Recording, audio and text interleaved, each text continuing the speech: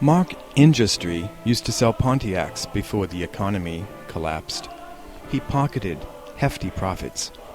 But it was not just from these commissions that he got rich. Mark was a man of many trades. Jeweler and butcher were among just two more of the things he could do. He also had ties to bankers, and made money off customers he'd send to his friend Bernie Saddoff for investments. But when the stock market fell precipitously, he lost everything. And as his home went into foreclosure, he disappeared, it is thought, with the jewels of the now late widow Lucy Barker, for whom he had promised to fix a string of pearls. Now Johanna pounds and kneads dough for pies she bakes to make a living. With all the stuff that must be done by day, making a buck isn't easy, but baking can offer a release from the tensions of daily life. Yes, baking can be an escape. Johanna Oakley, if that really is her name, knows this well, as she kneads and pounds dough by her ovens. The work is hard, but it helps her take out her frustrations. Her very great-grandfather 6 times back was similarly disposed. She only knows of him by a portrait hung in her bakery, but she doesn't know his relation, or that 150 years earlier he had a knack for baking too. Though a barber by day, he baked at night, and while his story has been lost, everyone back then knew of Todd Slaughter's pastries. So good, they'd be polished off quickly. There was a terrible storm the night when Mark left with Johanna on a ship which he had borrowed from another of his clients.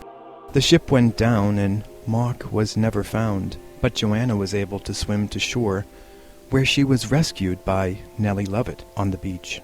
Nellie took her in and nursed her to health. Johanna made a remarkable recovery, and in appreciation baked Nellie meat pies, not knowing it was from an old family recipe.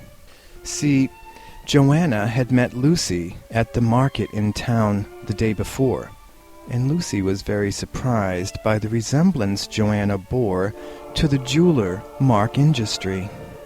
Lucy went missing and cannot be found, Nellie read from the local paper, as on the table in front of her Johanna presented the meat pie she had baked for their dinner. "A pity," said Johanna, fingering a string of pearls around her neck, before she picked up a pie with delight. "Oh my, these are very tasty pies," Nellie fawned, sampling the tarts. "They'll make us a fortune if you could sell these around." And that's how they got their start, baking meat pies in the seaside town during the Great Recession. They quickly became a sensation, but also the object of suspicion, as there seemed to be a correlation between the increasing number of pies baked and a rise in the number of missing persons. Nellie thought it time to retire when those with questions went missing too. But this caused an argument to ensue between Nellie and Johanna. Johanna told everyone as they came into her store. Nellie left me as she passed out her last batch of pies. "This is it," she explained. "Without Nellie, I must retire."